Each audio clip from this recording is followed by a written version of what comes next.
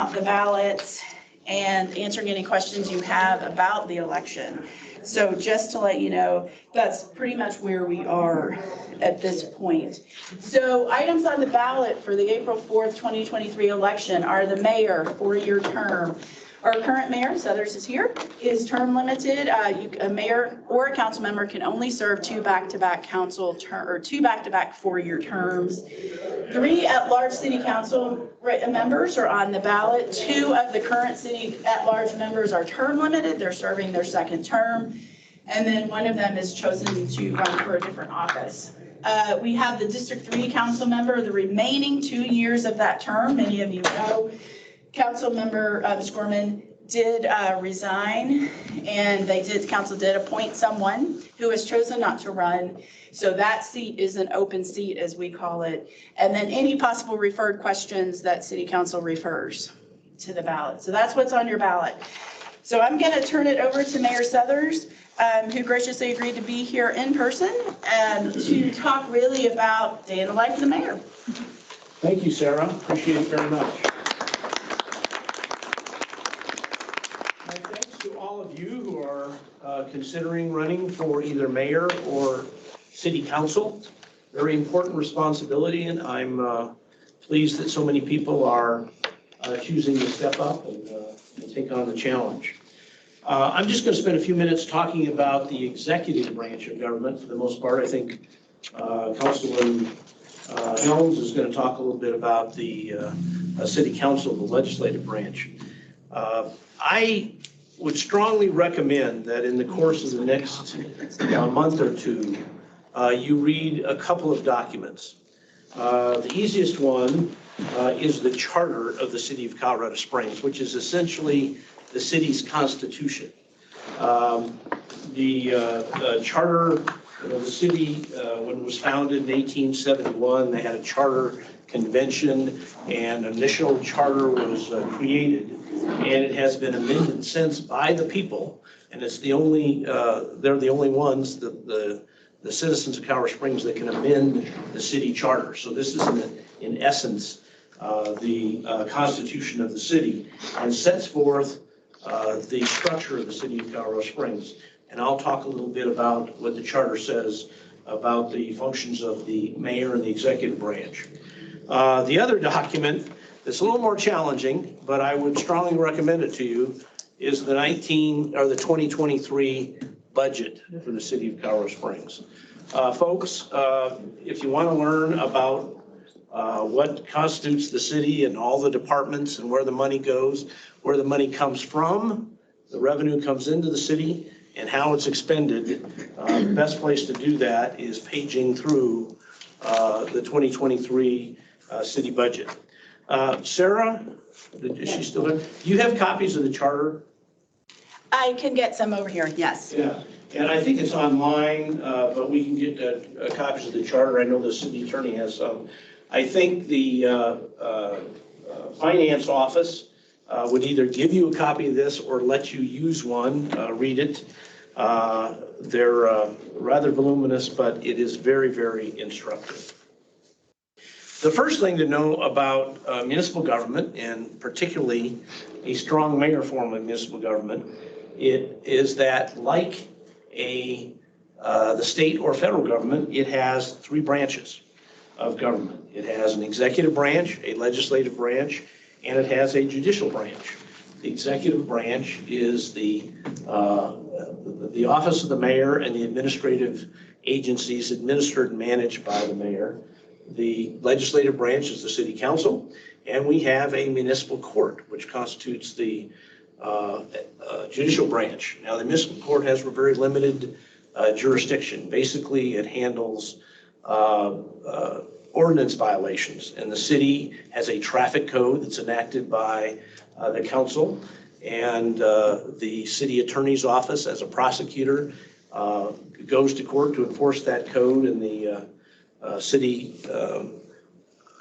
judges, the municipal court, city judges are appointed by the mayor with the confirmed by the council, and they hear all the cases. In addition to traffic offenses, we also, there's certain minor offenses that are a violation of city code, if they're not a matter of exclusive statewide concern. So for example, we have a shoplifting ordinance and things like that. There's a minor assault ordinance. We also have code violations. So if someone is not cutting their weeds or not maintaining their property in accordance with code, and they're cited into court, they're cited into municipal court, and the case is heard in municipal court. The city charter, Article 4, as it was amended significantly in 2010 to create a strong mayor form of government, is the charter provision that deals with the executive branch of government. And it starts out by saying the mayor shall be the chief executive of city government and enforce all laws and ordinances. The mayor exercises all executive and administrative powers of the city. The mayor will be the head of city government for purposes of executing legal instruments for all ceremonial purposes, and shall take command of the police and declare emergencies when necessary. The power of the mayor to declare emergencies would be things like curfews and things like that. Doesn't happen often. I've only declared one emergency at about a 2 or 3 day curfew. Now, the council has the ability to curtail the length of that. I think it's either 10 days or 2 weeks. The council can decide if the mayor wants to extend it. The council could either extend it or not extend it. The council has that authority to do that. Under the charter, the mayor is required to propose a strategic plan that prioritizes city goals and establishes measurable outcomes.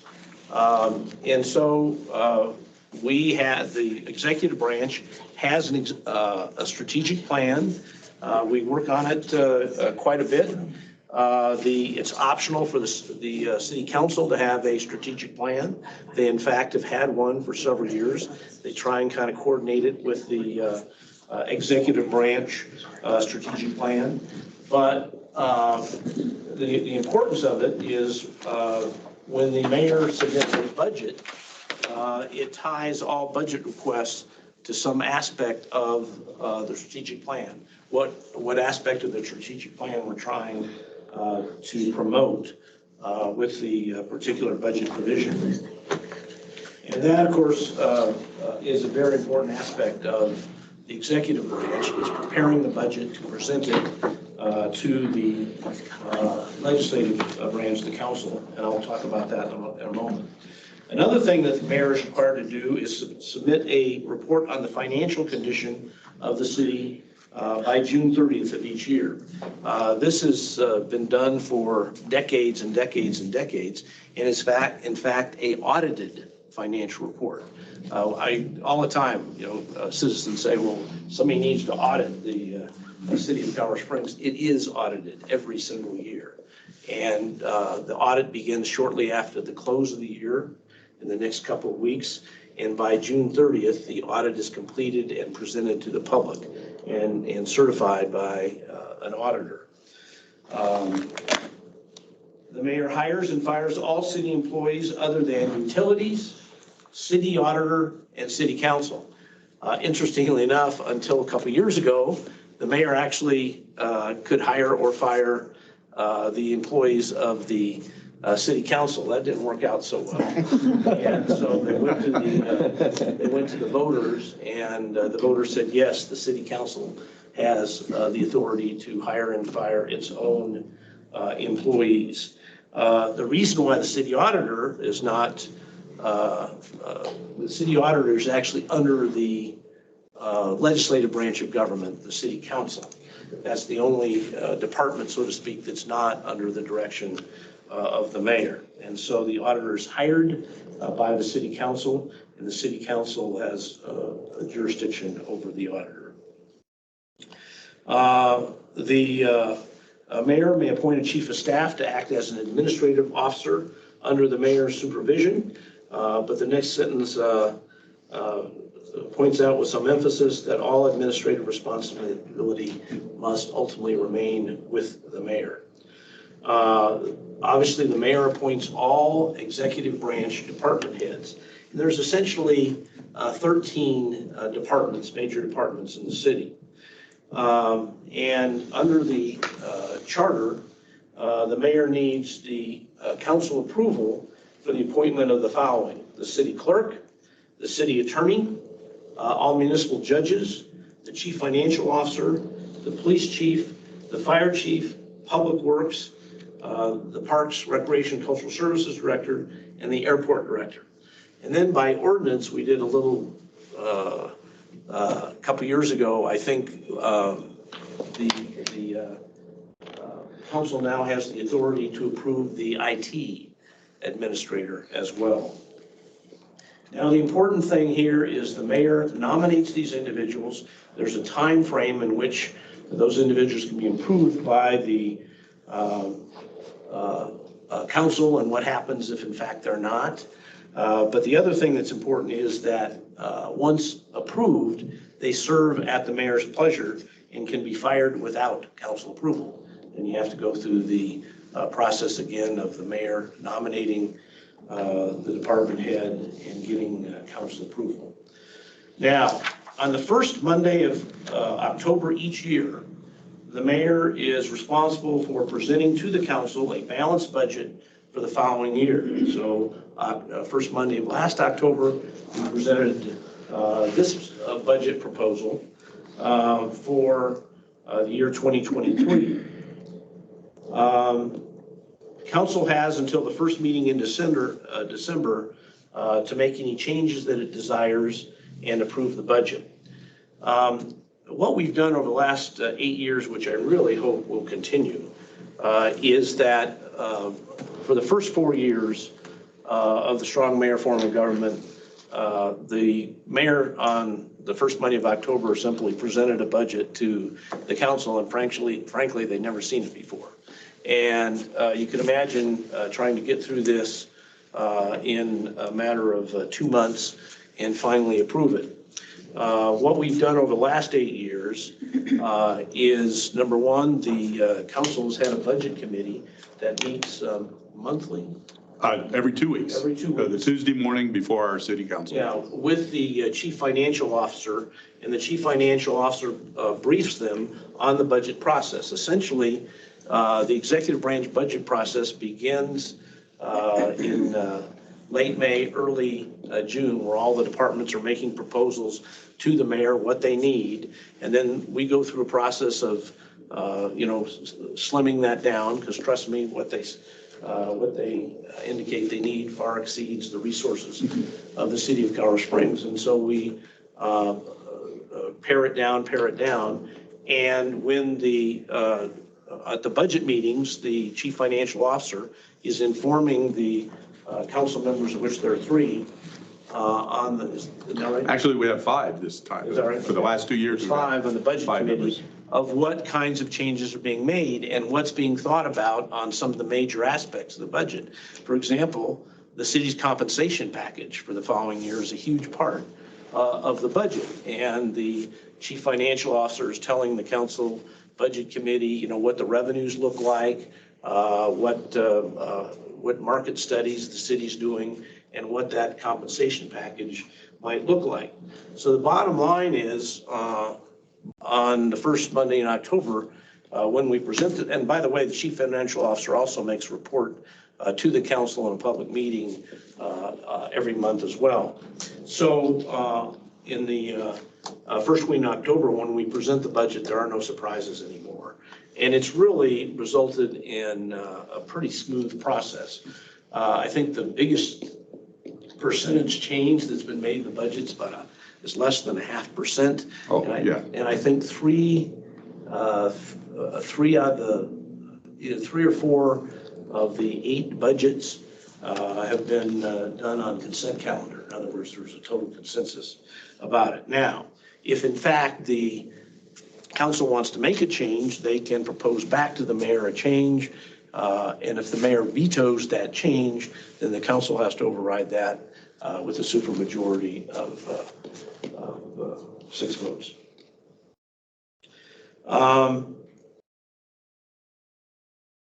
The mayor essentially has the authority to organize the administrative departments of the city as he or she chooses. And then the mayor and the Chief of staff kind of can, in their discretion, divide up direct report responsibilities. So to give you an example how myself and my Chief of Staff, Jeff Green, kind of divide up the day-to-day management of the city.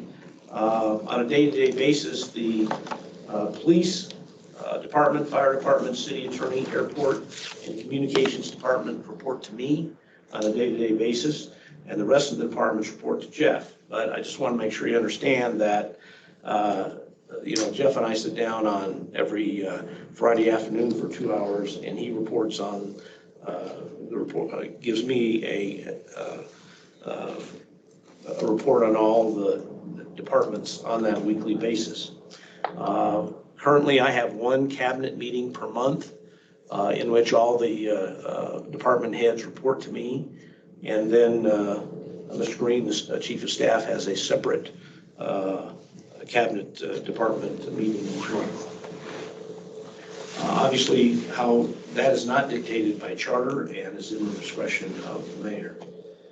I want to emphasize to you, for those of you who have not been in government before, the city attorney is an extremely important role in municipal government. And it's important to understand that while the city attorney's office gives legal advice to the mayor, gives legal advice to the council and all the departments of the city, it has broad responsibility to act in the interests of the city as a whole. And this is a little bit of a foreign concept to people who have had a traditional attorney-client relationship where, you hire an attorney and they're your advocate and your advocate alone. When we've had instances of executives in government that don't quite understand that the city attorney or the government attorney is not their personal attorney, it creates some issues. For example, I would encourage you to read a book that Bill Barr, the two-time Attorney General, he was the Attorney General for George H.W. Bush, and then, of course, the last 2 years of Donald Trump. And he's got a book out called One Damn Thing After Another, explaining what it was like to have a chief executive who did not understand what the proper role of the Attorney General was. And it has some actually humorous aspects to it. Frankly, I think you can make a case that one of my predecessors' biggest issues, he'd not been in government before and wasn't fully aware of the proper role of the city attorney in city governments. And the reason why I emphasize this to you is it's the city attorney in the first instance that clarifies what roles are administrative, exercised by the executive branch, the mayor, and which roles are legislative, exercised by the city council. And frankly, it gets pretty complicated. For example, there's a bunch of fees that the city administers, everything from parking meters to fees for playing golf, all that kind of stuff. And which ones are administrative and which ones are legislative, all break down to typically an historical aspect of how they were created and who the people gave the power to and all that sort of thing. And it really is important for the city council as the legislative branch and the mayor as the executive branch to protect their respective powers under the city charter and the city attorney, under the charter. And the city attorney really can be of great assistance in this regard when there's tension between the two as to who should exercise that power. Just a note that I would give to you in closing is that I have found, I have been in a public office, held several public offices. This is the first one where I dealt so closely with the legislative branch. Obviously, as Attorney General. I dealt with the Colorado State Assembly and stuff like that, but it's not the same sort of relationship where you have when you're mayor, when you're actually proposing legislation, they're proposing legislation. You have the ability to veto their legislation. They have the ability to decline your proposed legislation, stuff like that. What I would say to you is the key to a constructive relationship between the executive branch and the legislative branch is communication, face-to-face communication. Not not sending nasty grams back. Copy telegraph and things like that, which is things that happened certain times in the past, but actually sitting down and talking to face-to-face and working issues out. My final point is that we will be very serious about the transition. We're already, the mayor's office and the department is already working on a transition. The chief of staff is meeting with the department heads. I've asked them to all prepare a briefing book that will be available to the winner of the mayor's race immediately upon their election, which will describe not only the structure of each department, but what the current important issues are in that particular department. And there's a myriad of them. So that will be very, very helpful to you. And I obviously commit to full and complete cooperation in the transition, regardless of who's elected that position. Do we have time for a question if anybody's got any? Anybody have any questions before I turn it over to Randy? Sure? Yeah. So I think I know the answer to this, but I just want to confirm that the budget year is concordant with the calendar year for the city. Is that correct? Yes. Yeah. It is a calendar year budget. As I say, the process begins no later than June 1st to develop it, and the executive branch presented October 1st. Enacted in December, becomes effective January 1. Hey, John, Yeah. what was the name of that book by Bill Barr? that a book? One damn thing after another. Yeah, it's a great book about what happens when the executive doesn't really understand what the role of the government attorney is. And they think it's their attorney. And that doesn't work out. Okay, any other questions? Okay, once again, good luck to all of you, and thank you for taking on this challenge. This is a great city. It's, as someone who's lived here all my life, it's been a great honor and privilege to serve as mayor of my hometown. I can't tell you what a great responsibility that serving as mayor is, and I know it's also a great responsibility to serve as the legislative branch of the city. So thanks so much. Appreciate it.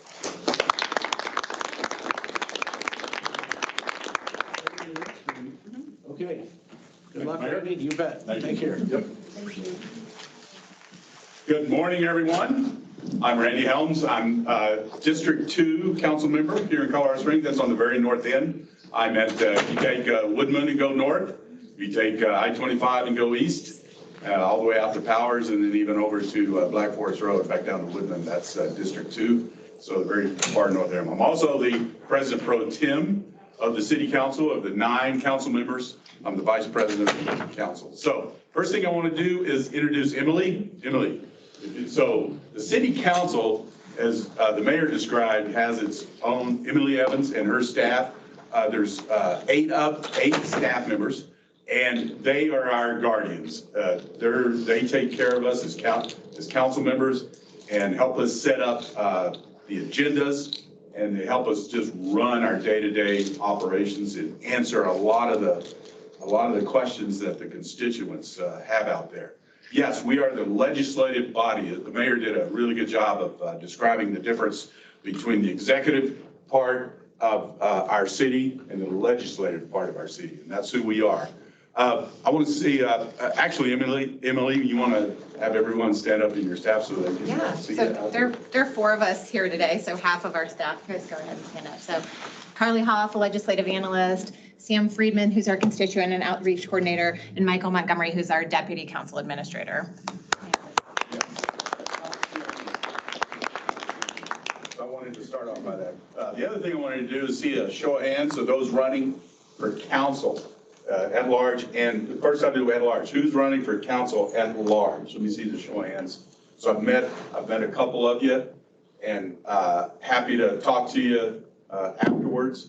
And anyone here running for District 3? Anybody yet running for District 3? So, okay, great. So a little bit different running from at large for district. And there's people in the room, Wayne Williams, who's currently at large council member. So feel free to ask us questions on that, and we can give you a little bit of an idea of the difference in I can do. So what I wanted to do this morning was just cover a couple of things. I'll start out, I'm just going to talk a little bit about campaigning, and then more on the legislative piece, and a little bit about the utility board piece. What I like to say is getting into a race is a very personal thing, and you already know that if you decided to do that. And if you've never run for a government elected office, many of us had run for other kinds of elected things, whether it's boards or whatever other kinds of organizations. You know about running, but if you're running for government, City Council of Colorado Springs, you already know this. It's going to take money. It's going to take a good campaign manager, and it's going to take a lot of effort from you as an individual. If you just want to get your name on the ballot, all it takes is 100 signatures, and you're going to get your name on the ballot. That's why most people don't run to do that. They run to actually get elected. And so in my particular case, I decided a couple of years before I actually ran that I wanted to do this. My previous history in life, I served in the military for quite a long time. And so service felt really good to me. And living here in Colorado Springs, I felt that I wanted to give something back to the city. So that was important to me. And that's one of the reasons I ran. And the other one is to make a difference in the community that I live in. So those are generic reasons to run, but you got to have more than that to run. You got to have some issues, because you are going, whether you know it or not, you're going to be confronted with multiple groups out there, whether it's the newspapers, which you want, the TV channels, which you want to interview you and ask you questions. You're going to get questionnaires from taxpayer groups, you're going to get questionnaires from churches, you're going to get questionnaires from the women's leagues of all kinds of organizations. So I would contend to you that you're going to be inundated with requests to answer questionnaires on all the issues. And the mayor hit on a couple of them. The budget. One of the first things I did as a candidate is I tried to dig into the city council budget. And that led me to the strategic plan of the city.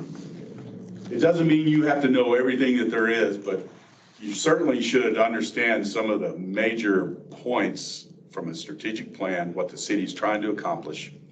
You should understand some of the major issues that we have in the city, and I'll hit upon those even in the part of the serving as a city council member. Clearly, public safety is really important. Public safety, police, fire, emergency management, all those kinds of things. Affordable housing, attainable housing, marketplace housing, housing in general is really important to our city. Land use, that goes both in a campaign piece and in actually governing as a city council member, and I'll hit upon that. Land use is really critical to understand your responsibilities as a council member after you're elected and serving.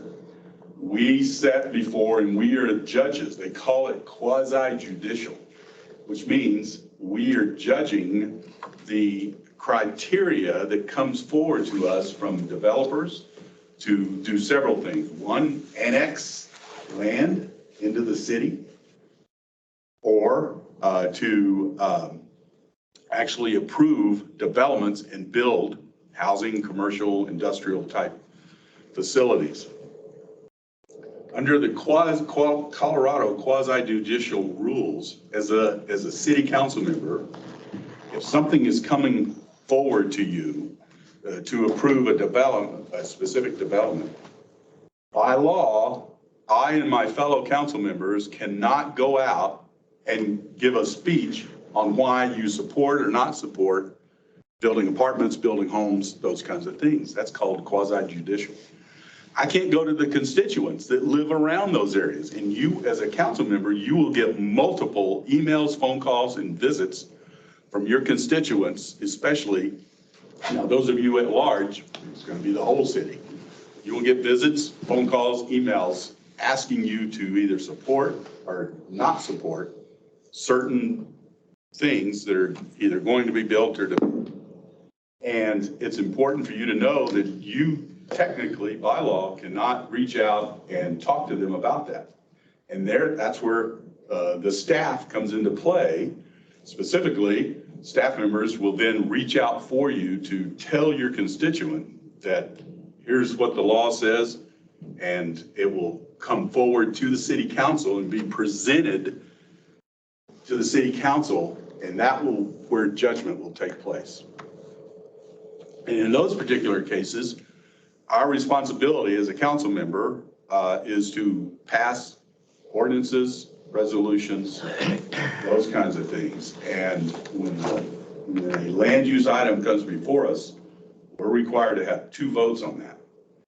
And that's the process that you will follow as a city council member. Those of you in the room who have been city council members, and county commissioners, you know the process that happens. All right, that is probably one of the biggest issues that comes forward to the city council members is the land use items. So let's talk a little bit about what it's like on a day-to-day basis. We meet, as you probably know, we meet twice a month, the 2nd and 4th Monday and Tuesday of each month. The Monday is called a workday session, and Tuesday is the regular meeting. So on Mondays, the 2nd and 4th Mondays of each month, we meet and we listen to presentations by what the mayor described, department heads, whether it's public works, whether it's the police chief, the fire chief, the different department heads comes to it, the land use, the planning department here in the cab right here. They come and make presentations to us. That's the work session where we listen to what's being presented. At the work session on Mondays, the public does not have an input from, as you would know it, as an open mic. That's on Tuesdays, and I'll talk a little bit about that. So Mondays are a work session. The Tuesday is the full day. Each day, Mondays and Tuesdays, we start at 10 o'clock in the morning. And we typically break around noon for a lunch. And at our lunch breaks on the Monday, the work sessions, our city council staff makes presentations to us, such as a strategic plan, such as the different committees. And I'll talk about the committees and commissions and boards. On Tuesdays, the mayor has his time with us as the whole council during the noontime break. Typically, we can go, the Monday work sessions can go till any time. It can be quick. We can be done at 2 o'clock in the afternoon. We can be done at 7 o'clock in the evening. Same for Tuesday. We start at 10 o'clock and we work through whatever the agenda is. Well, how do you get an agenda? So the agendas are planned between the city council staff, and the mayor's administration. So we meet on the off Tuesday mornings, and we set the agenda for the following work and regular sessions for the next several meetings.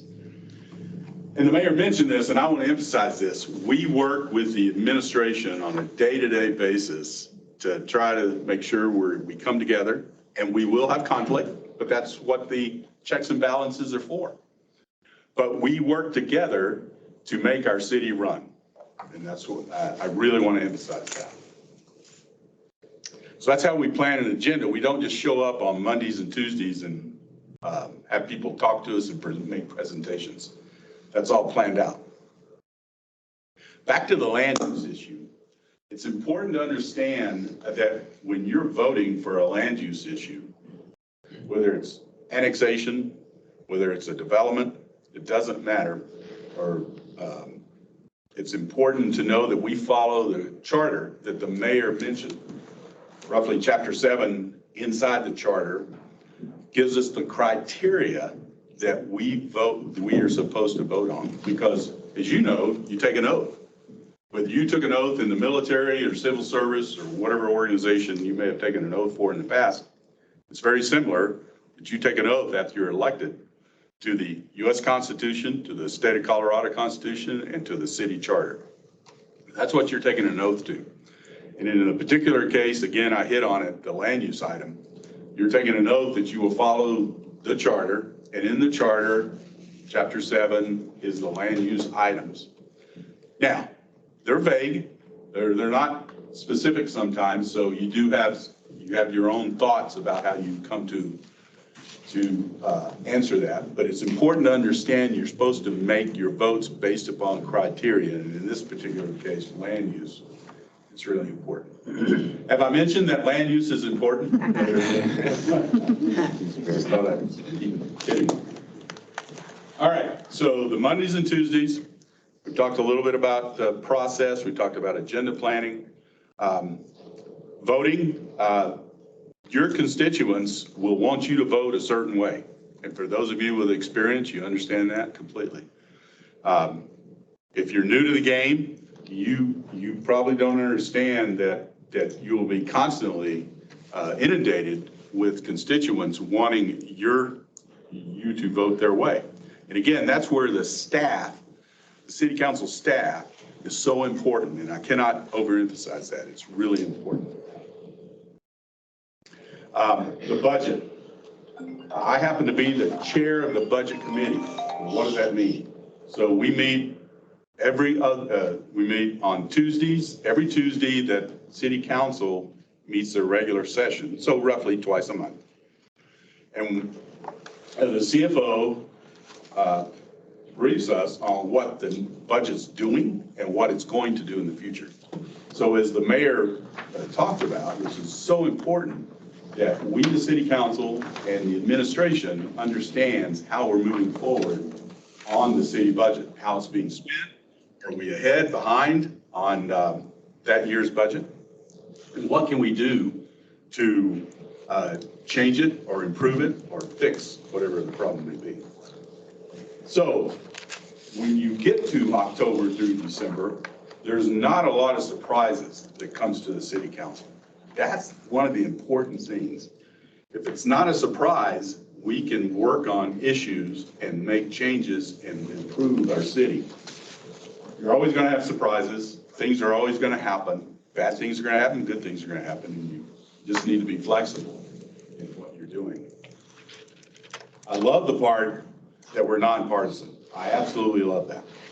You know that every individual brings whether they're conservative, liberal, or whatever you are on that spectrum, you bring that to the council. It's just natural. But we really don't get down into the weeds on those kinds of things, and I want to keep it that way. So I like the idea that we're nonpartisan and that we try to keep that out of both the mayor and the council piece. Some of the other important things that are connected, both campaigning and being part of the legislature, are the boards, committees, and commissions. There's roughly 50 boards, commissions, and committees that 9 council members have to cover. Excuse me.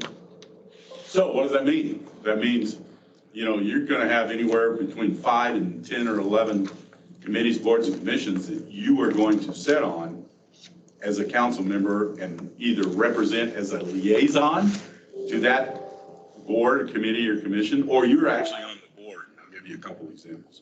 So it's more than just, when you're elected as a city council member, you're doing more than just meeting on the Mondays and Tuesdays twice a month. And the committees, commissions, and boards are spread out through the whole month. As an example, I am on the PPRTA, the Pikes Peak Rural Transportation Authority. There's 3 of us city council members on that. I happen to be at the time the vice chair. It's actual board. So we are board members on that. And we just passed, as you may know, in the last November election, PPRTA 3, which sets aside the part of our sales tax for our roads, bridges, trails, those kinds of things for the future. So it's really important to understand you're going to be setting on these kinds of things. The other committees that I'm on the airport advisory committee. I'm not on the board. I'm a liaison to that from the city council. So I don't vote on that particular one. But I do give advice to the airport advisory commission on when they ask for it. And also I'm there for the meetings and to help with that. I'm a liaison to the Pikes Peak Library District and everything that goes on there. I'm the chair of the budget committee, as the mayor mentioned, and that relationship is really good. And by the time I'll reemphasize that about how we make that budget so that there's not a lot of arguing in the November, December timeframe. I think that's been one of the biggest improvements to the city is when they actually brought the city council, as the mayor mentioned, in on the budget making process years ago. I think that's worked well. So there's a multitude again, there's roughly 50, and we're trying to reduce some of those to take some of that away from the council members, but for the near future, that's roughly what we have. That's a little bit on the campaign. Again, I looked at things like the budget. I looked at the strategic plan to get a big picture. You know, you got to raise money for that. When you get an endorsement, there's nobody here that's running that's going to have an incumbent. So that's a little different on both the city at large, the mayor and District 3. So that's a little different. And I'm happy to talk more about that individually if you want to. Utilities Board. That's the other one that we are the board of directors for the Colorado Springs Utilities. A $1.5 billion program. So think about that. Our utilities program is roughly $1.5 billion. And we manage that from a board perspective. We're not there to operate at all. We're there as a board. And we have a chair and a vice chair of that board. And we meet once a month, typically. It's set on the, I want to say the third Wednesday. I've lost track now of which Wednesday it is, but it's not typically on a Wednesday. I think it's the third Wednesday, second and third Wednesday of every month. And we get briefings from, as you can imagine, from all the department heads. They're at Colorado Springs Utilities across the street here in the plaza of the Rockies. As an example, right now we're going through picking a new CEO. Our previous CEO retired, and so we're in the process of picking a CEO for the Colorado Springs Utilities, and that's one of our duties as council members. And the mayor did bring that up about both the city, we select and we oversee the city auditor and the Colorado Springs Utilities. So that's who we're responsible for. So again, those are big issues across the board. I will leave it at that. And I too am open up for questions. So I've talked long enough and I'm now open for any questions at all, whether it's about campaigning, raising money, about the day-to-day ops of your city council, or even the Colorado Springs Utilities Board. Yes, sir. First District, what's your name, sir? Callan Rodabaugh. It's first time into politics, running for stuff, so I don't know a lot. But campaigns, like I know you're gonna have to run for, I have so much thought on there. Sure. Campaigning, like when you're raising money, are you going door to door? Are you on social media? like, exactly is that how it's planned? Are you taking out ads in the newspaper? Like District 3, isn't that right down there, Ivy Wild? So to give you answers to your questions, so the answer is yes to most everything you said. Can I say though, right off the bat, I highly recommend you get a campaign manager. I'm gonna state that I don't know if you have one yet, but if you don't, there's campaign managers in the room that can talk to you about making some recommendations. Your campaign manager, who, by the way, again, I was like you, I was new into the game of running for election of a government entity. And a campaign manager is night and day difference of having a successful campaign and not. So yes, raising money is part of that. But there's a process to it. And you need to follow the process. And to follow a process, unless you know what you're doing, I cannot overemphasize how important it is to have a campaign manager. So. Could you talk a little bit about what the typical time commitment is for city council? I know they talk about, well, we only meet 1 or 2 days a week, but that isn't, I mean, what is the real time commitment? For me, it's, so again, as an example, for me, it's full-time.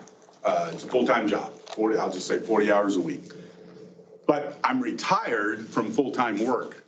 So I consider this, and I'm the president pro tem, so I have more duties than just a city council member at large or in the district.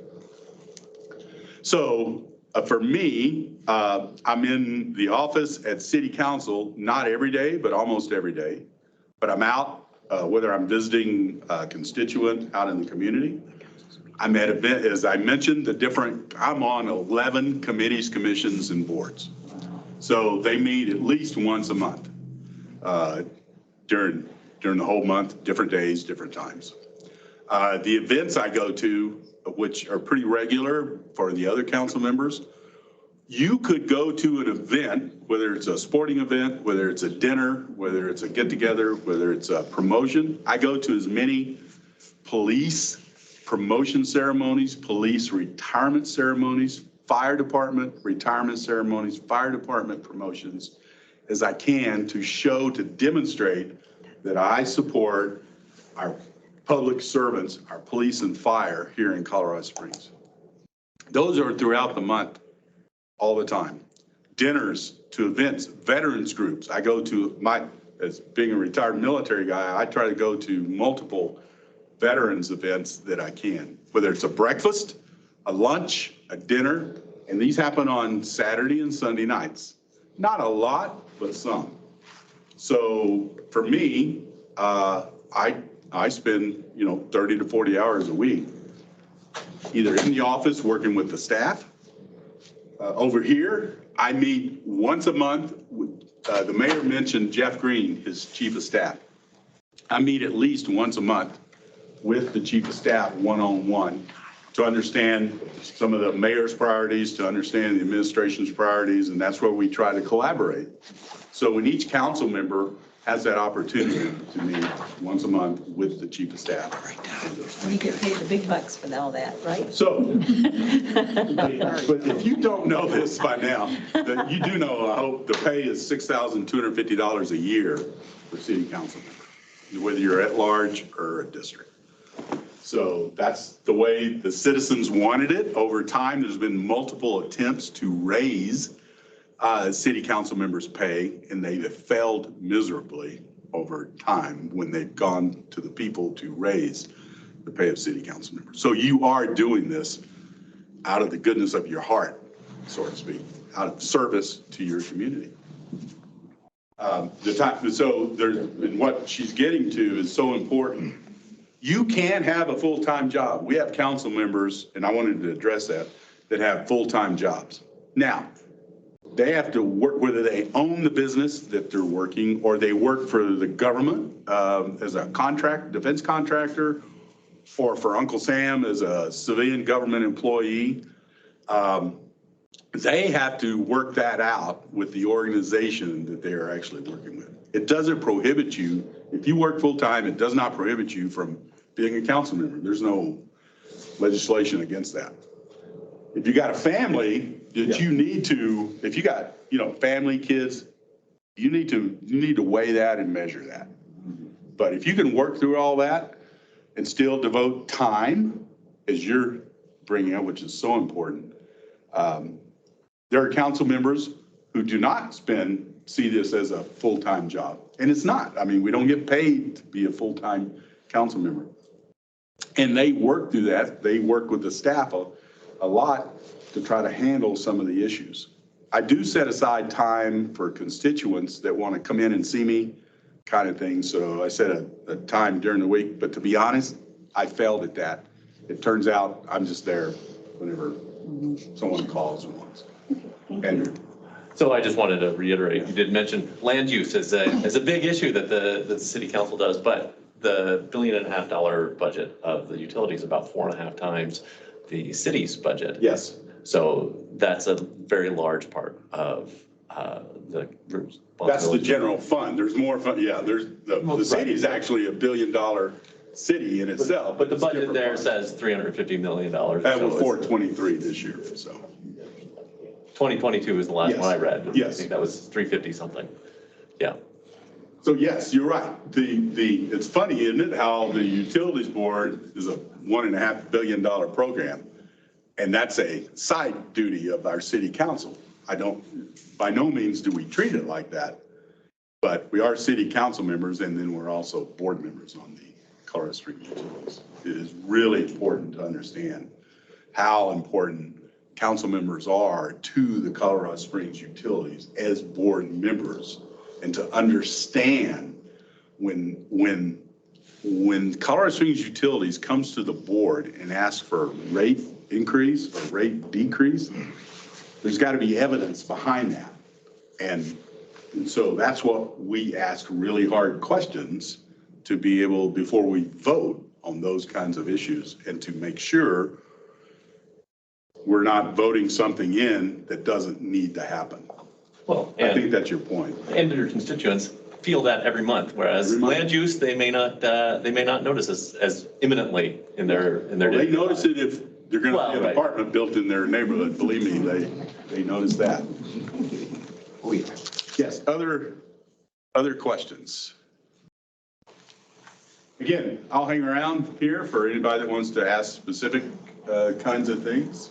And at this time, I'll turn it back over to Sarah.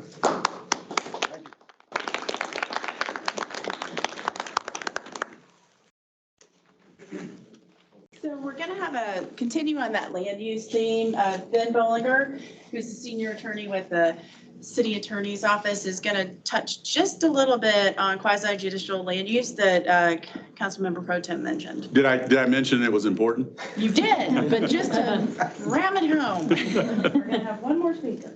Good morning. I'm Ben Bollinger with the City Attorney's Office, and specifically I'm the Legislative Counsel. So my role is to work with City Council members on their projects. I also attend all their meetings to be the parliamentarian, which means I help them follow the rules that surround making rules and making decisions.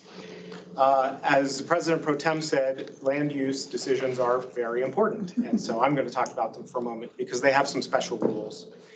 You heard him use the phrase quasi-judicial. For those who've been on city council before, you've heard this before, but for anyone who's new for it, I want you to hear this. I can't give you legal advice as a candidate, but I can tell you a story, okay? So my story is about Candy Candidate. There's no one here named Candy, right? I don't want anyone to feel like they're being picked on. I just wanted the name within the literature. So Candy Candidate was running for office, and she was very active in her community. And she cared a lot about land use decisions. Do I need to be louder? Okay. So Candy Candidate's running for office. She cares a lot about her community. She's very active in land use decisions in her neighborhood. And she wants to continue to do that as a council member. And of course, she's attending HOA meetings and she's attending neighborhood meetings. And she keeps getting the question, how do you feel about some proposed apartment building? Or how do you feel about some proposed commercial development? And because she's running for office and she wants people to trust her and she wants people to vote for her, she makes promises. She says, I love that project and I'm absolutely going to vote for it, or I hate that project and I'm absolutely going to vote against it. And what she doesn't realize is that as a council member, she's sitting as a quasi-judge. It's quasi-judicial. And she doesn't merely make the decision based on whether she loves or hates the project. She makes that decision based on whether it meets the criteria set forth in the city code. And that's in Chapter 7, our Land Use and Development Code.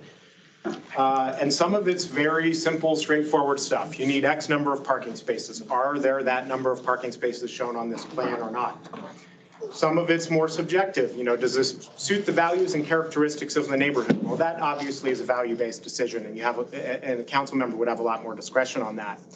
But those very firm promises, I will vote for this or I will not vote for this, created a problem for Candy. And when she won her election and she was seated and this apartment building project came up, the Mean Legislative Council set a meeting with her and said, Candy, you made so many promises out there, very firm promises, that no one could believe that you would be fair and impartial and merely apply the criteria in the code, okay? So I'm going to ask you to recuse yourself from this hearing. And Candy candidate, because she wanted to follow the rules and she didn't want to lose a lawsuit and be named and shamed by a judge. Listen to that. She didn't vote. She followed her legal advice and she didn't vote. And then her friends and neighbors came to her and said, you promised to vote against this. Why did you break your promise? So what could Candy have done? Candy could have not made a firm promise. She could have said, listen, you have to understand that we are evaluating criteria in the code, and I'll hold them strictly to it. I'll hold them to strictly meet the criteria, and I'll only vote for it if it absolutely meets the criteria. I'll only vote against it if it absolutely does not meet the criteria. That would be, you know, the best kind of lawyer answer, right? But the important thing is she didn't make these very firm, strict, I'm absolutely going to do this or absolutely not going to do that. Is going to treat people fairly and impartially when they come before her as a quasi-judge. Now, if she thinks there should be more parking or less parking, as a legislative body, the council can change that rule after the fact, not at a land use hearing, but as a legislative process. You know, you write laws, obviously, as a council and pass them. So those things are able to be changed. But at a land use hearing, you are bound by the rules. I want to clarify a few things that the President Pro Tem said, because I think it's important that you know the difference. Rezoning, when a property is already zoned and it's going to another zone, that is a quasi-judicial decision. Development plans are quasi-judicial, so apartment buildings, I don't know, amphitheaters, things of that nature would be quasi-judicial decisions. Annexations are not quasi-judicial. They are legislative. Okay, so an annexation is not, there's no criteria for it necessarily. There are things that you'll evaluate and consider, but council can annex or not annex land generally, as long as it meets a few things that are set forth in the state statute. But, you know, if it has 1/6 contiguity or something. Water policy and extensions are not quasi-judicial. So we're pretty much talking about specific projects like apartment buildings, commercial developments, those kind of like specific things, okay? That pretty much covers quasi-judicial. And then anything else, the budgeting's not quasi-judicial, annexations are not, changing the city code, so like retool or the Unified Development Code, the two words for the same thing, that is not quasi-judicial. So Candy candidate could talk about those all she wants. All right, thank you very much. So clear as mud, right? You got it? Why do you even have to run, right? You're ready to go sit down on council immediately, right? Trust me, I've been here, 10 years? I sit through all the hearings as clerk to council, and I'm still like, huh, sometimes. So we just thought it would be a good idea to kind of give you a little exposure, because you are going to be asked on the campaign trail to take stands on things, and you just need that little bit of heads up about what you really have to be careful on, which are those land use. That's the topic of the day, right? Okay, so I appreciate your patience, and I really appreciate Councilmember Helms talking about the day in the life of a council member, and Mayor Southers talking about day in the life of a mayor. I do want to recognize some council members that walked in and who are not candidates here. Councilmember Avila just joined us, Councilmember Donaldson, they're both in the back, hiding out back there. We do have Councilmember Strand, who also came in, and of course, Councilmember Williams. I highly suggest that you, for you council candidates, they're all very nice people. They're all open to meeting. They can squeeze in between all those events and everything they do. But I highly recommend you connect with them, one-on-one, to answer some questions and, get a feel for it, because they're always open. Remember, they were candidates like you at one time, most of them having never run for public office before they ran for council. So you each should have a color-coded folder that you picked up. If you don't have one, let me know and we can give you one. This folder is going to be your Bible, so to speak, your golden ticket to get on the ballot, because it's one thing to say I'm running for whatever office, it's another to get ballot access. And that's what I'm going to start talking about, is ballot access for you guys. So the filing period, you obviously know because you're here, opens today at 8 a.m. and runs through 5 p.m. on January 23rd. It's a quick 20-day filing period on that. So obviously you have 20 days to kind of make a decision. Do I really want to do this? If I've scared some of you off already, sorry about that, but I think you need to know what you're getting into, right? And really, it's one of those, I'm sure Councilmember Helms and Councilmember Donaldson and Avila will say, until you get elected and start looking at the calendar of events and all the meetings, you're not really sure what you have gotten into. But the people have elected you to do that.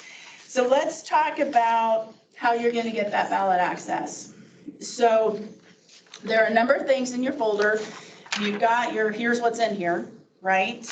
You also have just general information, and I'm going to use visual aids. You have general information about the concept of running. So for mayor and city council member, this is at large city council member. You got to be a citizen of the United States of America. You have to be 25 years of age or older on the date of the election. You need to reside in the city for 1 year immediately preceding the election date. So by April 4th, you have to have lived here 1 year in the city. A common thing is the way the U.S. Postal Service does zip codes. A lot of people have a Colorado Springs address, but they do not, in fact, live in the city. They live in pockets of the city that are unincorporated El Paso County. Think Cimarron Hills is probably like the biggest chunk of land that's not in the city. So you want to verify that you really do live in the city limits, because I'm going to verify that first thing when you turn in documentation. So you need to make sure that you live in the city. So that is for at large. So there is a slight difference for the city council district members. All the other things I just said apply. However, you have to reside in, as in live in, and maintain a residence in the district that you're running in. So obviously, unexpired term of District 3 is on this ballot, so we're simply talking about District 3. You better live in the district, stay there the entire in this case, the remaining 2 years of that term. So again, that's something that we will check in that respect. So just want to point that out. That is a slight difference for the district, because you are representing a pocket of people versus at large and mayor are representing the whole city. So that requirement is a little bit different. So that's a list of everything that's in your packet. There's also a printed list in there. Nominating petitions for mayor and at large. And when I say nominating petition, that's the big legal size document that looks like this, front and back. So mayor and at large, you have to have 100 people who live and are registered to vote at the address they're going to list on this document. So you'll notice on these that front and back, there's only 50 signatures. So for mayor and at large, I need 2 complete pages. That's why you have multiple pages for mayor in your packet. I need 100 people. Do not turn in 100 people. Give me more, because you would be amazed how many people do not know what their voter registration address is. They've moved and haven't updated it, or they list a name that we can't find because it's a nickname or something like that, and it's not a kind of a normal perceived nickname. Make sure that you give me the right number. So you have to have at least 100. So I always say, give me 100 extra ones. I think our current council members can probably mention to you that, you think it's real simple to get 100 people. It's not a big deal. It's a little harder than you think. One advice I have, which one of the best council members who didn't have any issue, just did it one time, they went door to door. They researched it and they said, this whole street's in my district, and I'm talking district for right now, and they went door to door. At large and mayor, same thing. You've got the benefit of having the entire city. So make sure you give me the number that I need and give me more. So do not turn in something for mayor and at large if you don't have at least 100. I will. We need to make copies of that? You cannot. Thank you. That was my next spiel. All right. So you cannot make copies because you will notice in your packet, when you get a chance to look through it, there's an embossed seal up here. Guess what? That means you can't give me something that's been photocopied. I won't accept it. You have to get the documents from me. Why is that a big deal? It's a big deal because these are the legal documents to get you on the ballot. I cannot have somebody making their own up that looks really good, but maybe there's a flaw in it and you've already gone and gotten 100 signatures and I'm going to tell you, yeah, nice try, but no. So get them from me. You've got extra ones in your packet. We have extra ones up here if you want some more. So we are going to verify up to 100 for mayor and at large, and I'm going to do about 10 or 15% over that just to make sure there's a buffer on the end. So I always have candidates going, I'm going to turn in 10,000 or I'm going to turn in 1,000 or 500. And I chuckle because I'm like, okay. But I'm only going to verify that many. And the only way anybody, your opponent, for example, because it's a way to say I have strength and who wants to get me elected. I absolutely get it from your perspective. The only way anybody's ever going to know that you turned in 1,000 signatures is if they Cora it and I can provide them the documents. Otherwise, I'm not advertising, Sarah Johnson turned in 1,000 signatures, but Bob Johnson only turned in 200. Really, that's really not relevant for getting you on the ballot. So, same concept in theory for the at-large, for the district. The district, your signature threshold is 50. So again, don't turn in 50, give me 100. Literally because people just, are unsure. Make sure, number one, that your voter registration is what you're going to list on this form. A lot of people, you get worried about the individuals that are going to sign and you forget that I need to verify my own voter registration. So make sure that your name, and if you do go by a nickname, if you can make sure that you put on here what your actual voter registration or given name is, and you can certainly put your nickname because I'm going to go look that up and try to verify that you're registered vote. So District 3, 50 minimum signatures, mayor and at large 100. And like I said, you can get extra petition documents from us and you can't photocopy those. So We just have to see you to get them, the actual. Yeah, and please make sure that, Sarah spoke about the color-coded packets. Make sure you have the petitions for the race you are running for. yeah, and that's absolutely. So you will see a highlighted in bold. This one is an example of a mayor. It says mayor. If you're running for at large, you need a purple folder and it will say at large. So they are not interchangeable. I know some of you may say, I want to run for mayor, and then you're like, oh man, I think I want to run for at large. Then come in and get another packet. They are not interchangeable as far as your filing documents. So make sure you know what you want to run for and that you have the right documents. So there is an instruction sheet in here about circulators. If you're going to give these to friends to go out and help or yourself, there's a sheet in here that talks about just tips for circulating and those things and what to do if somebody decides they don't want to sign it and how you mark it out and those things. So no registered elector may sign more than one nominating petition for mayor.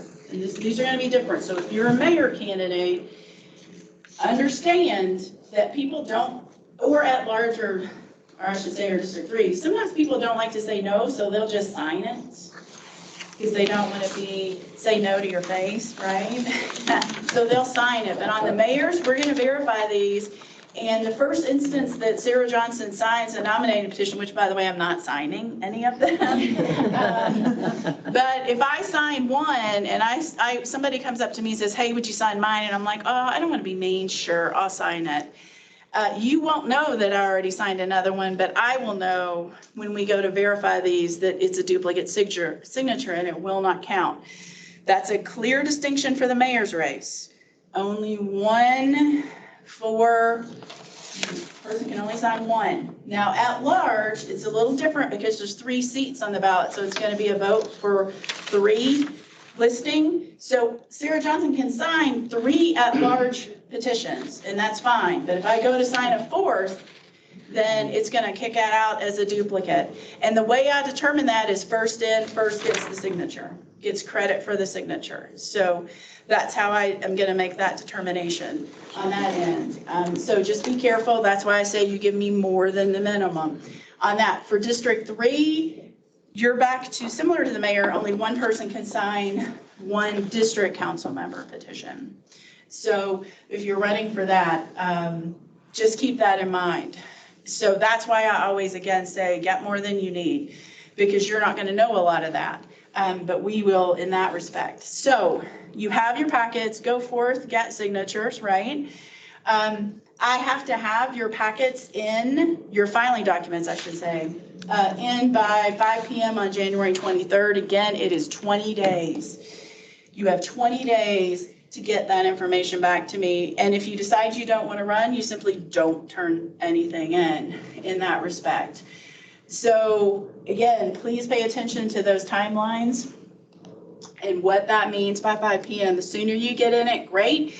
When a packet comes to me and we have verified we have the required documentation, you have the signatures, I'm going to be listing candidates as soon as we verify eligibility. I'm going to list those on the city clerk election website. A lot of you have already been out there and seen it, and I'm going to list it.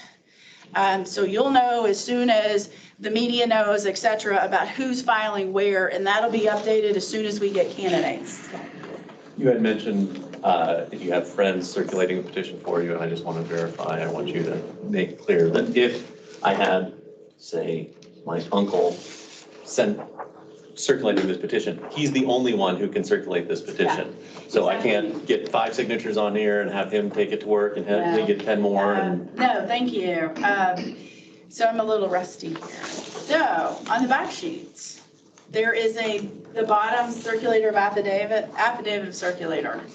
That's where, Mr. Dalby just mentioned, whoever's circulating that petition, and it's one person, one petition, they're going to fill that out and get it notarized by a notary. And do not sign it as a circulator until you're in the presence of a notary, right? And we're going to check all of that. So when I mentioned about give me more than you need, so if you have 5 friends that want to circulate for you, they don't all have to get 50 signatures. They can get 4 signatures, and somebody else can get 10 signatures. Somebody else can get 50 signatures. It has to add up to that minimum number is what we're looking for. But they each have to have a different sheet, is that what you're saying? Yeah. They each can have a different sheet, but only one circulator. Right. Okay. Only one circulator per sheet. And the circulator has to observe every signature. You can't just leave it. Yeah, you cannot. I should just like you. I'm just trying to make sure I know the rules. I'm trying to pay attention. I'm new to this, so I'm trying to make sure I know everything. That sheet that's in here about circulator instructions for circulators goes through all of that, so it is in writing. But yes, one of the most important things you'll notice on that sheet is you cannot leave it on a counter unattended. Because the circulator is saying in part of that affirmation and part of that, swearing before the notary that they saw everybody sign it. They're not swearing that they verified they live at that address necessarily. They're saying, I saw them sign it. So don't leave it unattended somewhere. And if you're the circulator, don't give it to your son or daughter or whatever to go get some signatures for you. If you're the circulator, you have to swear that you're seeing all of those in there. And so that information, like I said, and some other good tips are on that instructions to circulators in that respect. Yes. One last question. So then you said that as a circulator, you're not required to verify this person's name or address or anything else that you saw them. Is there a website or an application that's Yes. available so that you can? Because I know as someone who has circulated petitions in the past, people are like, well, I don't know if I live in the city limits or not. So the Secretary of State of Colorado has a website, and I do encourage everybody, if you're really worried about, particularly, it's more so in districts because you're confined to a set territory. It's Secretary of State's website, so gov.colorado.gov or .com, either one will get you there. And you can have the person enter specific information and it'll come up and give them their voter registration address. And if you scroll down through that, it'll tell them if you're in the city limits or not on that. And you can also call the county clerk and recorder if you want, but it's a lot easier to do it online. That makes it a little bit easier in getting those signatures. You're right. If you do the circulation yourself, does it still have to be notarized? Everything has to be notarized on a petition. If you bring something to me that's not notarized or the affidavit of circulator is not complete, I will reject it in whole. How many is on each sheet? 50. 50? So you got, like if you want 200, is there 4 sheets in each packet? Okay. Yeah, there is. So there's multiple extra sheets in your packet. And like I said, you can always get more sheets, but you cannot photocopy them. And expect me to accept them, I should say. One of the other important things that you're going to turn in is this candidate contact information sheets. So it says on here, remember, this is open to the public, because when you file, if we certify you as eligible, you've met the requirements, we're going to post your name on our website and we're going to post this sheet. So do not put phone numbers, email addresses that you do not want public facing on this sheet, because the media, the interest groups, the questionnaires that you're going to get from everybody, they're all going to be looking at this on how to reach you. So make sure, and this can be changed throughout your campaign, because I know a lot of you may not have a separate email address for your campaign. You may not even have a website. So you can continually update this, and we'll update the website. But most important, I need to be able to reach you, right? And so do interest, citizens, media, etc. So make sure you turn that in to me. So that's sort of, and we've had some great questions and good reminders about filling out that nominating petition, because that is the number one thing that's going to get your name printed on a ballot, is that. So the other parts of your filing documents that you're going to need are going to be, this is what your circulator, instructions for circulators, it's a sheet that's in your packet. Make sure you read that and give a copy of that. This can be photocopied. Give a copy of that to whoever's going to be circulating for you. The next really important thing, so we have You want to talk about if we could not verify the full 100, so here's the cure period. yes. Okay. So, yes, I was going to get to that in a second, but we'll, no, you're fine. I need to remember what my slides are. So if you wait until 5 p.m. on January 23rd to turn your nominating petition in, you have a cure period, meaning if I come to you and say it's deficient, you have a couple of days to really get out there and get more signatures to supplement. And so that date is on the slide, and I'm also going to be posting the video of this and the slides on the website. So you'll have slides to be able to do that. The other important document that you have to file, and arguably you'd file all of this at the same time, but you don't technically have to, is an affidavit of independent candidacy. We go back to that nonpartisan point about what some of you may want to know what nonpartisan means. Nonpartisan, what that means is you're not going to be listed on the ballot as a Republican or a Democrat or a Libertarian or, polka dot party for that matter. You're just going to have your name listed. So you do have a First Amendment right to say what your party affiliation is. No one's going to take that away from you, but you will not be listed on the ballot.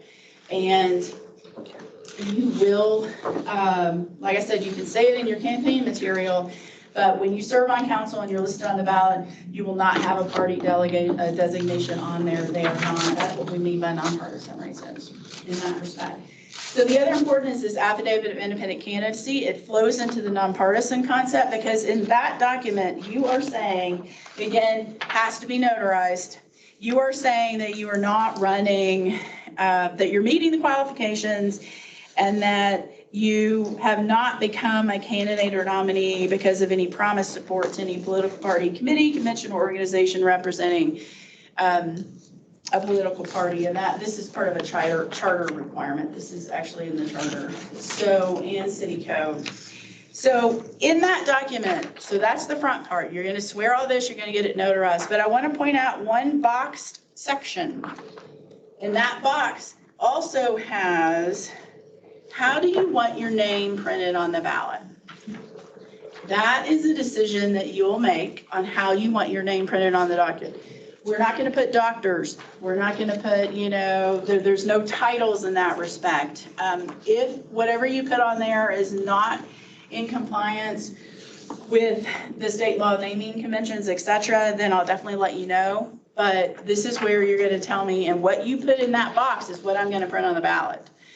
So please be aware of that. And again, this has to be notarized. So right now, there's two things that need to be notarized. That's your nominating petitions, each page, and the affidavit of independent candidacy. And technically, it's not due for 10 days, until 10 days after you filed your other documents. I highly suggest, I love seeing you all, but if you only want to come to my office once, I highly suggest you file it all at the same time, in that respect. Sarah, can I ask a question? Can you notarize it here, or do you need to take it to an independent So notary? I have a policy that my staff and I are notaries, but we don't notarize our own documents. So yes, definitely get it notarized. Banks notarize. You may have friends that notarize. You cannot notarize your own signature, so don't forget that. But yes, it needs to be notarized before you get here in that respect. So, any candidate who's not filed the nominating petition with required number of signatures verified by my office, filed the affidavit of independent candidacy, then their name's not going to be on the ballot. So it's really important that you file the right documents by the deadlines. So those are the required documents. The first two are the required, nominating petitions required. We just talked about the affidavit and independent candidacy. And the third item is part of the campaign finance law. And this is what this document is stapled, back to back, 2 pages, 4 pages back in the document. And so this is another one of those that needs to be filed 10 days after you filed the other 2. Please just file it all at once. So what this document is asking you is, what investments do you have in businesses in the city? This is not talking about your retirement accounts or things like this. This is, do you own a business or do you have an interest in a business in El Paso County? So if you own something not in El Paso County, you do not have to list it here. If you own something in a business, et cetera, this is where you're going to list it, including rental properties. So it's not just businesses, it's rental properties, not your home where you live, not your retirement accounts. But this is just required by our city's campaign finance law. And actually this part is truly in the charter. The second part of that, of course, is what I just talked about, rental properties. It's real estate. So make sure you fill it out, sign on the back page at the bottom. This is something that you'll fill out as a candidate, and you'll also fill out every year as an elected official. And so if it's not applicable, then say NA and just mark through the boxes. But you must file that. So Sarah, I just want to clarify a couple things on that. So, Voiceover off. it's an LLC or something, then that's obvious, then you own a certain percentage, and it's a percentage that you have to own. What is the percentage? It's just any interest. Any interest at all, okay. And then you said if it's a business entity that's in Colorado or El Paso County, but El Paso County doesn't register businesses, that's done at the Secretary of State level, but it's the registered address of the registered agent. Must be in El Paso County. Okay, and same thing with real estate. If you own real estate in Weld County, you don't have to worry about it, It's because in it's El never going to Paso come up County. with business before the Right. city. It's really in El Paso County, so if you have business interests or rental properties, again, not your home, then yes, just think of this is just saying, what do you own or have an interest in El Paso County? And then if there's a trust that you are either a trustee or a beneficiary for, which of those, or how does that, which of those are required? Yeah, and we can talk a little bit offline on that because it does get a little tricky on trusts and those things. And so, yeah, just remind me and we'll kind of chat about that a little bit Very offline good. because there's so many nuances Trusts are to difficult. trustees. Yeah. And it really kind of, it depends. Great government answer, right? It depends. But yeah, we can chat about that. Will you be available right after this meeting, or do you have something else scheduled? No, I'm fine. You can talk to me afterwards. Absolutely. Thank you. So those are the requirements. I have to have the paper copies with original signatures and all of that. No electronic, you can't scan it and email it to me. You've got to bring it back to me.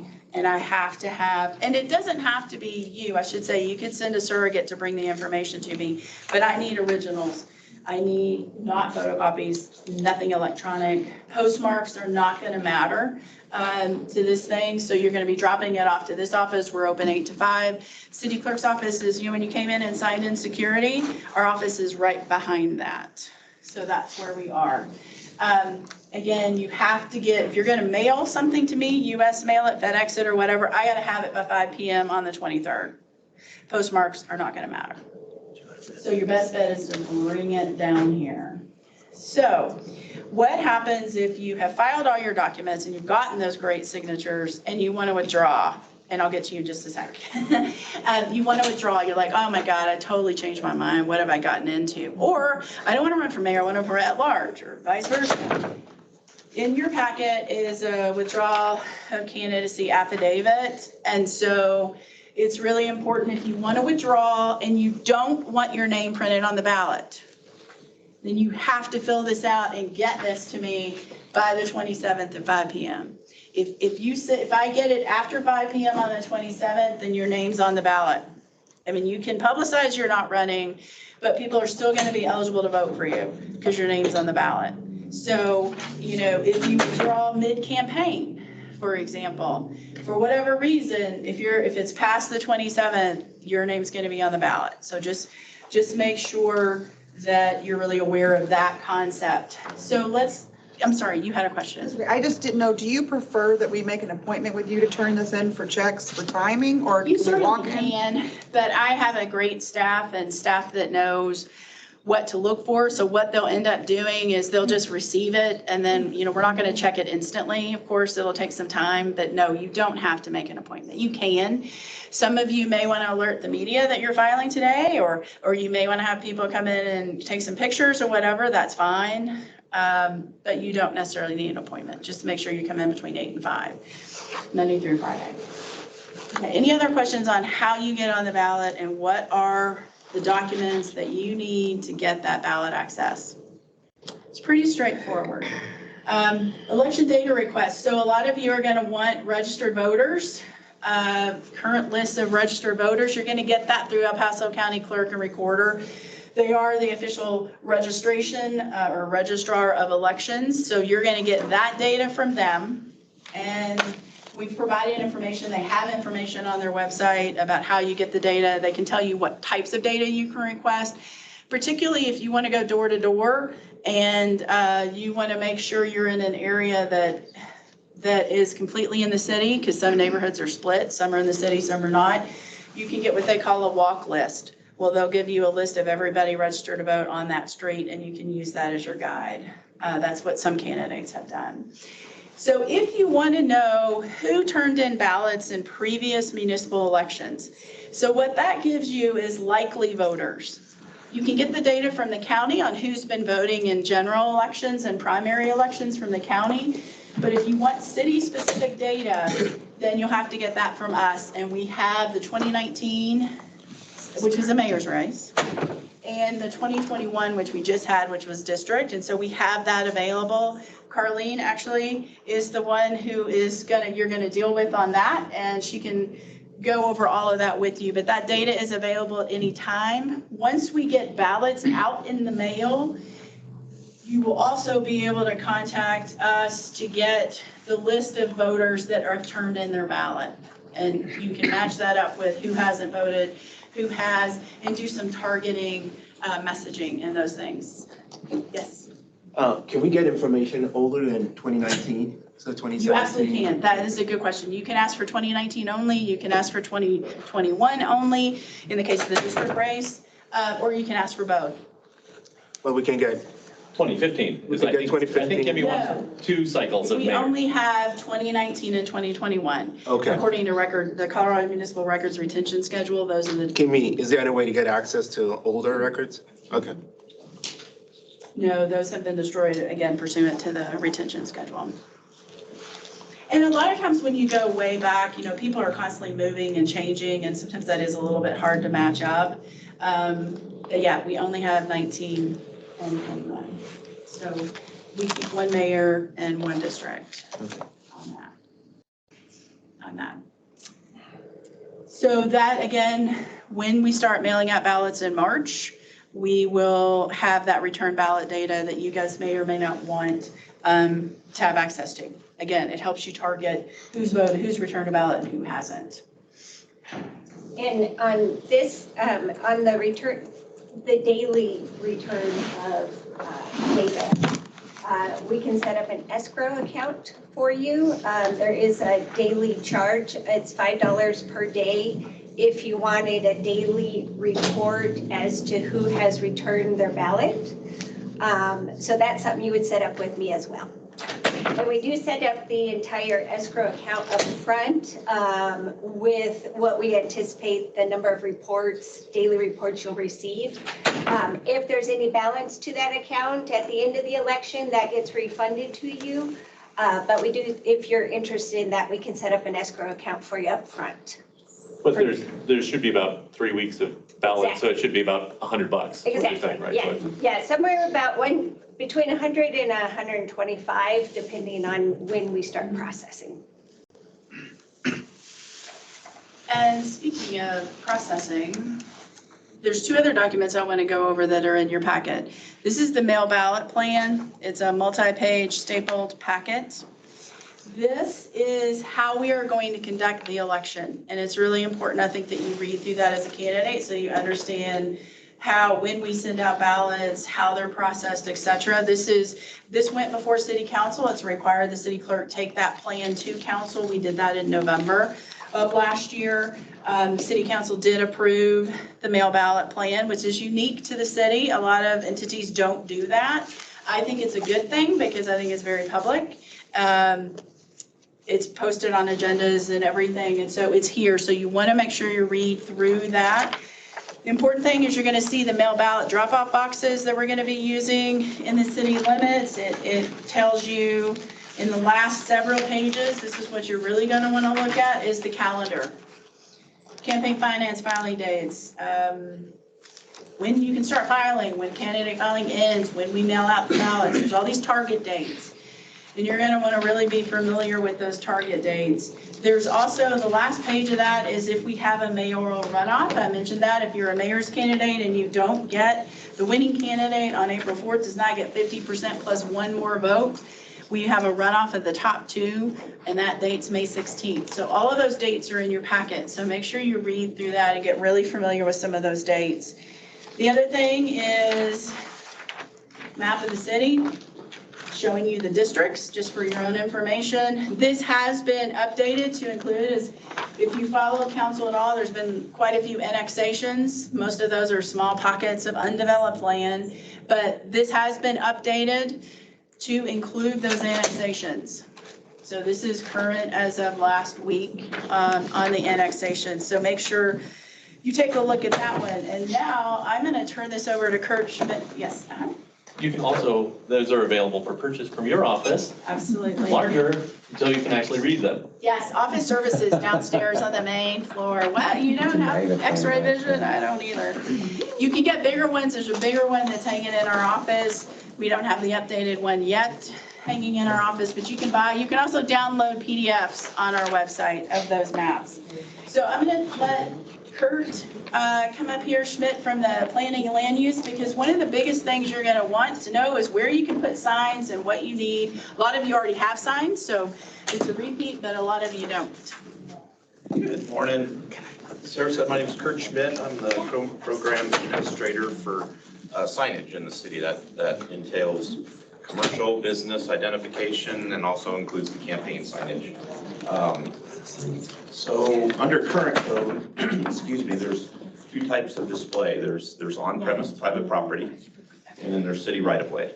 City right-of-way requires a permit. On-premise does not. It just requires regulations to be compliant. The difference between the two is essentially we have a website that identifies this mapping system called Springs View on the city website that you're able to utilize. Any sign that's going to be placed outside of private property is city right-of-way signage. That does require a permit. We have two types of permits. We have the small sign permit, and we have the large sign permits. I believe the information is in your packet, the application's in your packet. The city actually went to an online application service this summer, and so all applications will be submitted through the Acela program that is online. We do have, I believe, the link to that is on our website as well as in your packets too, but please feel free to reach out to me. I have an inspector that'll be reviewing the permits. Her name is Rachel. She wasn't able to be here this morning, but both her and myself will be available for questions on that since it's such an important aspect of the campaign. The sizes of signs, essentially, the small sign permit, you just have to submit one. It covers an unlimited amount of number of signs ultimately. We do have requirements as far as how many you can place at each specific location. The large signs covers up to 10. So for every 10 large signs, and a large sign essentially is anything over 6 square feet. Small signs are 6 square feet and under. So 4x4s, 4x8s essentially constitute large signs. Those are our standard sign sizes. 6 square feet is usually an 18x24 or a 2x3. That's the small signs. So if you're submitting 20, 25 large signs, then you would need essentially 3 permits for every 10. Now, just because you submit for a large sign permit doesn't mean it's going to get approved. Large sign permits, we actually review the location because in most cases, we've got city infrastructure, we got traffic engineering, line of sight issues that we deal with, and it comes down to safety. And so we do look at the sites that you guys are submitting your signs for. We do require a site plan, just a quick Google image, essentially an oversight showing essentially where you want your sign. We'll make recommendations, we'll deny, or we'll approve. If we do deny, and that limits your number on a permit, you have the ability to submit us other locations ultimately that we can review. So there is the review process for the quantity and size is essentially based on the acreage of the private property and the adjacent acreage of the property that you're wanting to put your sign. So if you're coming to me and asking to put a sign in my yard, ultimately the size of my property is what's going to dictate the size and quantity of my signs. If you're wanting to put a sign in the city right of way in front of my yard, same thing. The regulations are the exact same thing. Enforcement is reactive ultimately. So we run through code enforcement. We utilize the code enforcement department for sign violations. We do ask that you submit the permit. We try and process those permits as quickly as we can. We know how important it is to your teams to get your signs up. We do try and reduce the amount of visual clutter as much as we possibly can because it does constitute safety issues. We get a lot of reports of people complaining on the amount of signs going through an elections cycle. But if your sign's permitted ultimately, then it's illegal. It's a legal sign. A lot of the submitted complaints just tend to fall on, there's just a ton out there. We do have issues where the signs will be placed in the wrong location, in the city line of sight. I'll reach out, or my inspector will reach out to you and say, please, we need to remove that sign. Can we replace it with another location? If we don't get response from the campaign team, then code enforcement does have the ability to remove signs in the city right of way. Private property signs do not require permits. You just have to have the property owner's obviously, approval to place the signs on their property. That's essentially it. The packet's got the regulations for right-of-way signage. It is $40 per application. Ultimately, you can process that application fee through the city website, the Acela website. We did launch it this summer. We've worked out a lot of the bugs. There is tutorials in there to help you get through that process, but like I said, Rachel and myself would be happy to help. So if you guys have any questions, I can stay, or if you have any questions now, I'd be happy to answer. Awesome. Well, thank you very much for being here. I appreciate it. Look forward to working with you.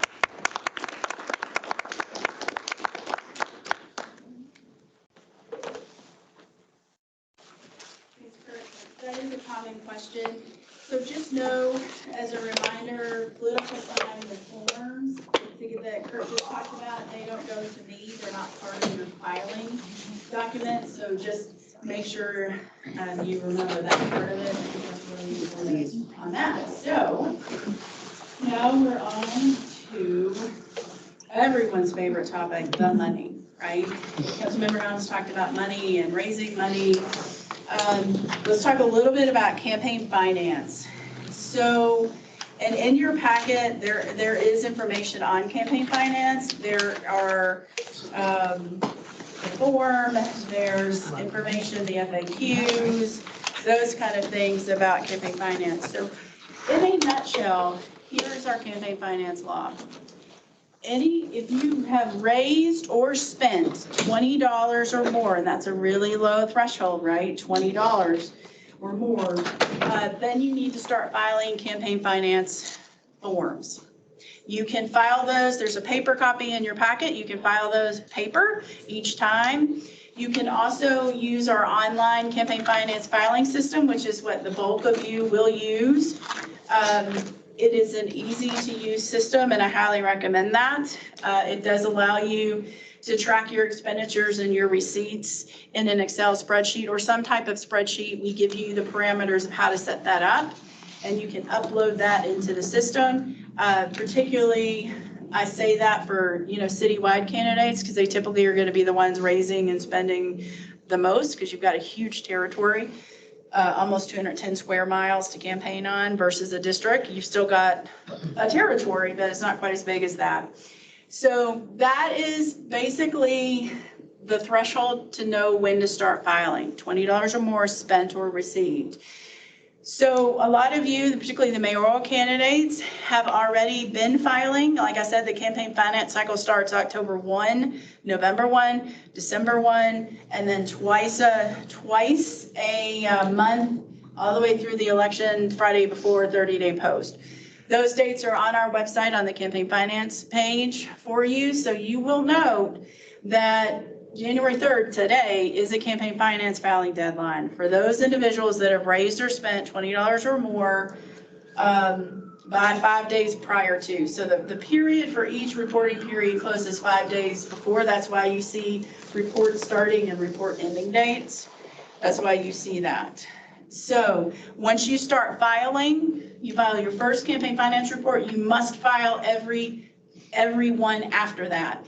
Whether you have received or spent any money, you'll note zeros if it's zeros.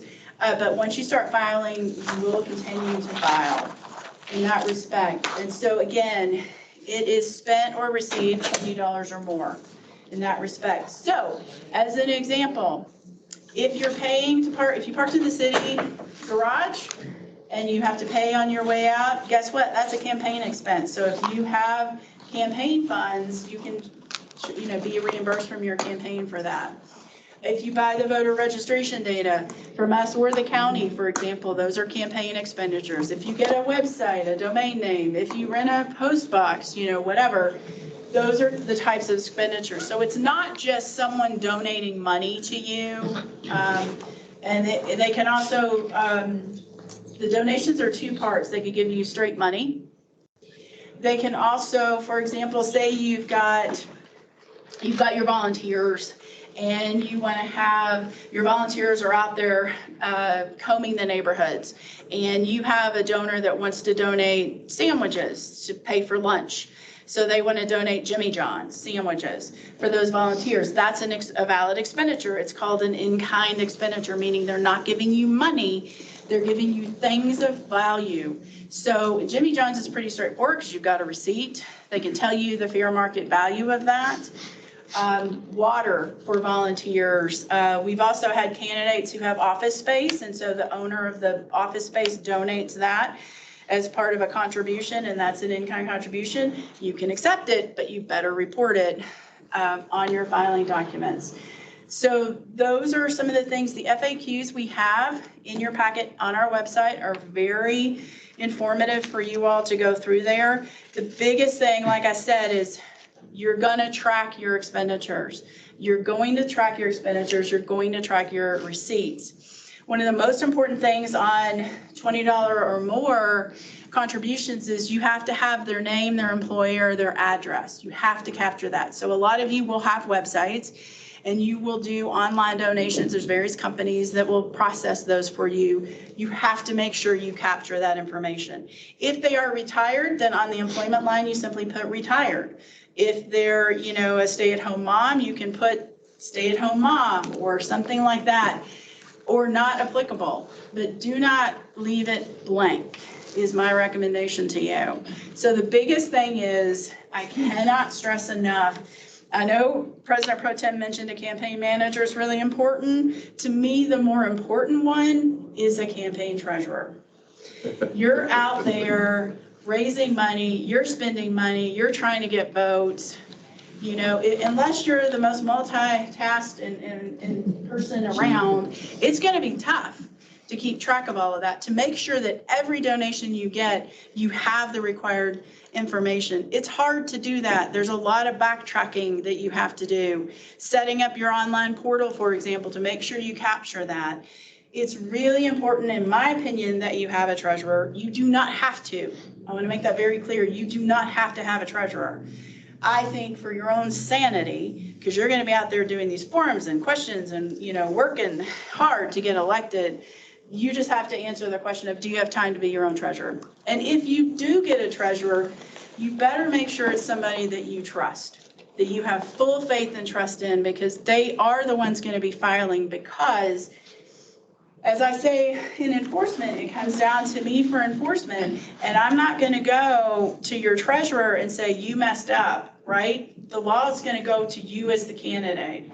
You messed up, you didn't do this, or whatever. So, and your campaign manager is the same thing. You better have faith and trust in that person if you have one, because they are out there working for you and representing you. So just make sure whoever's helping you, again, that you really understand, and they understand you as a candidate, right? Because sometimes they're your surrogate mouthpiece out there, and you want to be really, really careful. So the campaign finance law, there is a link to that on the city's campaign finance webpage. You can read through that specifically, but it's $20 or more. You have to have the name, address, employer.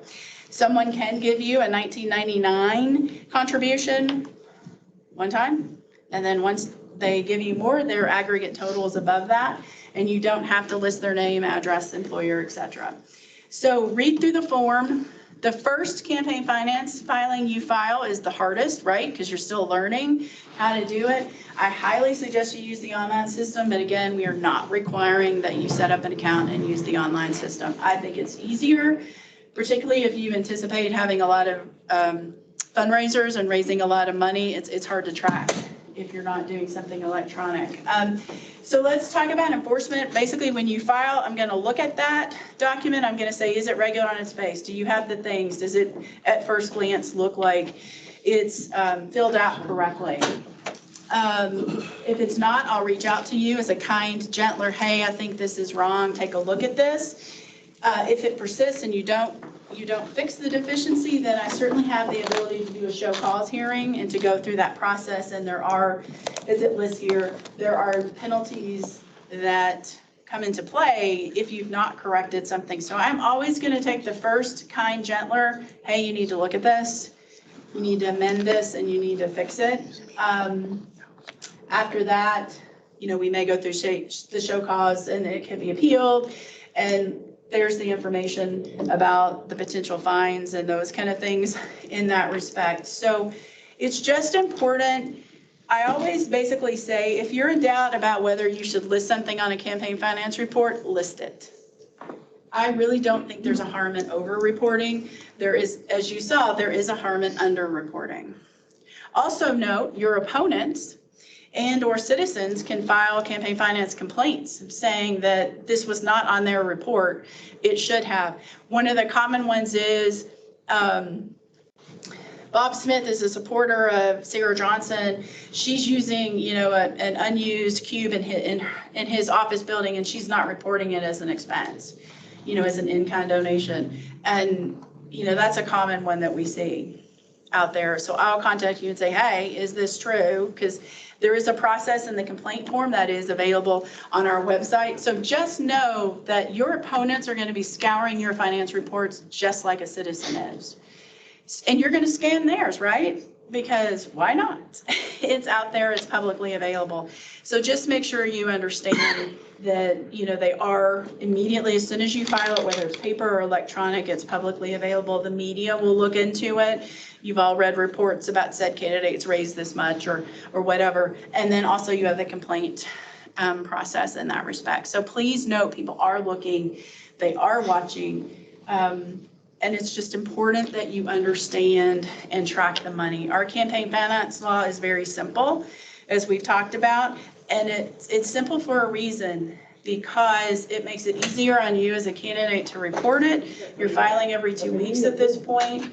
And so when that information is out there, again, that's why I say it's important to have a treasurer and a campaign manager, really. Sometimes they're one and the same, actually, because somebody's got to be keeping track of these dates while you're out there on the campaign trail doing the forums, etc. Again, none of that's required as far as treasurer or campaign manager, but I think you've heard enough reference to those in that respect. So that is, in essence. Sir? One thing I want to mention. Yeah. Just real quick, did you want to touch on the maximum amounts that people can donate at all? Yeah, there are no maximum amounts in the city of Colorado Springs campaign finance. Some of you that have run for other offices are used to having limits potentially. There are no limits. But there is a section in the campaign finance law where you're keeping an aggregate total of every time, a running total of how much money a said person's given you, but there aren't contribution limits. So that's a really important thing to know. In your folder is the user guide for the online system. So if you have a question, you want to look through it, by all means, we printed out a copy for you. And so I know there's a lot of paper in your folder and you've gotten a lot of information, and I am happy at any point. This is the contact information. I am reachable at any given moment. I understand that your campaign is not ending at 5 p.m. on a Friday or 5 p.m. on a weekday. You have a lot of weekend stuff. You have my information. Reach out to me if you have questions, or if your candidate committee or whomever, if you have questions, you can reach me, and this is how to reach me. I'm here for everyone.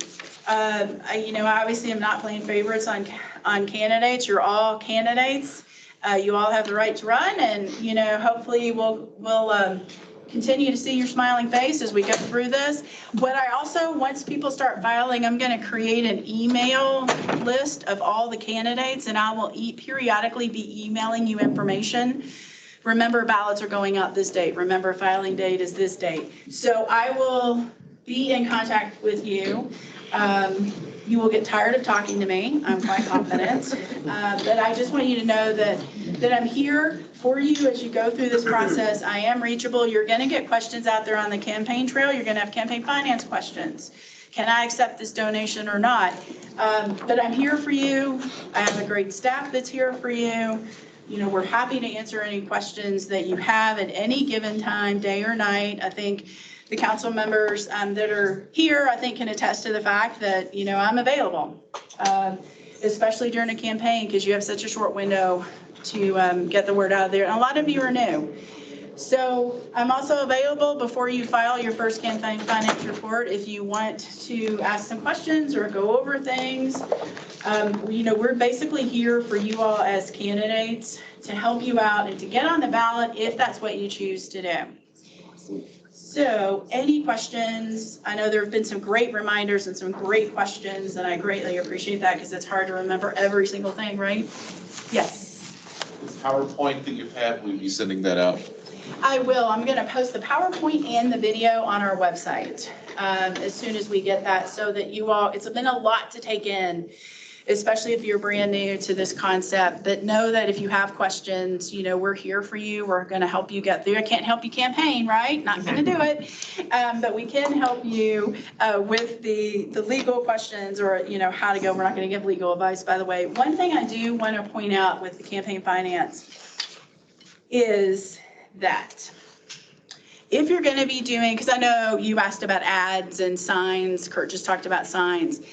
There is a requirement to have a disclaimer, as it's called, paid for by, as it's called, on signs, the large signs. And if you're going to put an ad in a newspaper, whatever that is, newspaper or electronic ads, a lot of you will be using electronic ads, you're going to need to put paid for by. If you have a committee name, committee to elect Andrew Dalby, I think is, that's coming to mind. You're going to put that. If you don't have a committee name, and you don't have to, you're just going to go paid for by, Sarah Johnson. But it has to have those disclaimers. That is in the FAQ, and there is a reference in the code to that. Here's my advice on disclaimers. Again, it goes back to, I don't think it hurts to put it on everything. If you're in doubt, put it on there. Your website, anything like that. It doesn't hurt to put it on. Now, your question is going to be, well, what if it's a business card? Obviously, you can put it on there, but no one's going to be able to read it. But just be really cognizant of that requirement. There's an FAQ on that spells it out a little bit more, but make sure you do the paid for by, because it's a very easy thing for an opponent or a citizen to file a campaign finance complaint on, because you don't have a disclaimer. So make sure you put it on there. If you've already printed things, for those of you that kind of got started in October, you can always stick a sticker on it or something, but make sure you have your paid for by. Don't make easy things that your opponents or the media or people can complain to you about. Just put it on there. Yes. Okay, so I have like a big following. I'm an artist in town. So if I just get on Instagram or Twitter and be like, hey, I'm running for mayor, do I have to say paid by anything or anything like that? I don't think it hurts. Again, I'm always going to err on the side of putting it everywhere. Technically there's kind of questions, shades of gray on that. I don't think it hurts to over put it. That's just me.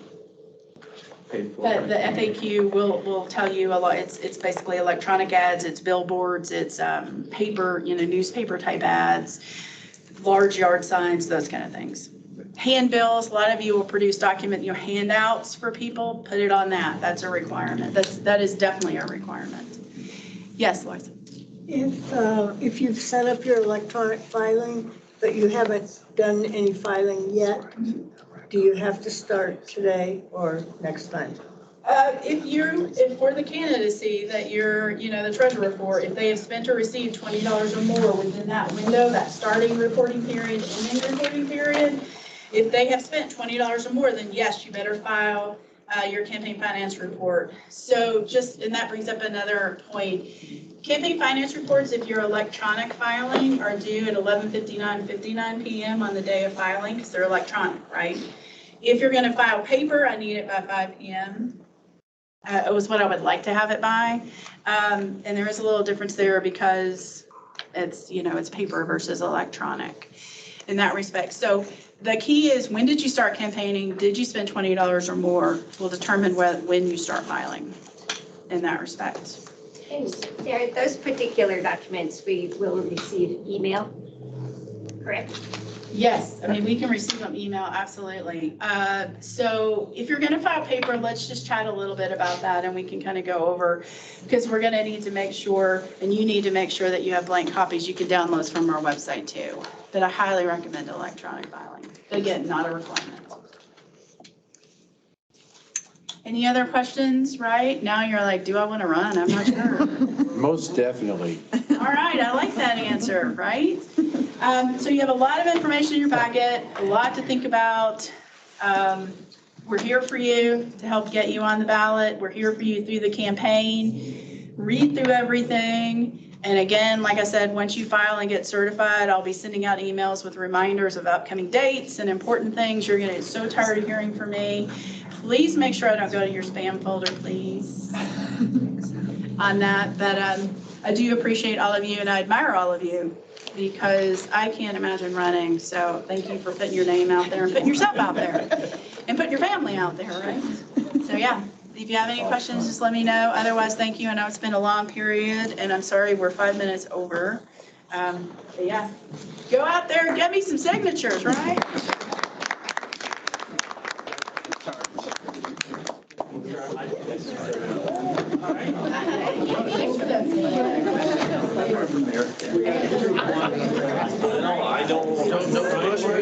Are you ready? Oh, I'm just in here, just, I'm just